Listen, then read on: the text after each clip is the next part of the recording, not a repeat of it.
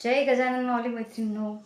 तर बघा, आज आपण विदर्भाची सर्वात आवडती भाजी ती म्हणजे मिरचीची तिखट अशी भाजी बनवणार आहोत.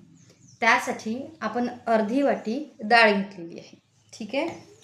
आणि नंतर हा आंबट चुका आणि ही वांगी, त्यानंतर ही टमाटर चिरून घेतली आहे, बारीक कट करून घेतली आहे. त्यानंतर आपण त्याच्यामध्ये हे सगळं साहित्य टाकणार आहोत या डाळीमध्ये. ओके, बघा. आणि सर्वात महत्त्वाचं जर हे असेल, याच्यामध्ये साहित्य असेल तर ते म्हणजे हिरव्या मिरच्या. त्याशिवाय भाजीला चवच येणार नाही. ओके, तर बघा, आता मी ह्या मिरच्या कापून घेते. रोज सकाळी उठल्यानंतर तेच टेन्शन येते, स्वयंपाक काय करायचा. सकाळची आपल्याला घाई असते, पटापट करायचं असते. बघा, मग आज ठरवलं की आपण मिरचीची भाजी करायची. त्यासोबत ना तुम्ही भाकरी पण खाऊ शकता, त्यानंतर बाफले पण खाऊ शकता, पोळी पण खाऊ शकता.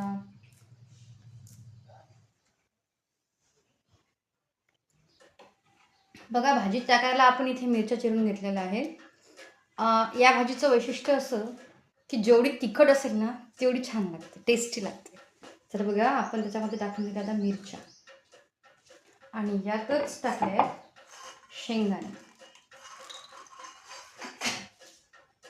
तर बघा, यानंतर आपण याच्यामध्ये 1.5 वाटी पाणी टाकले. ओ बेटा,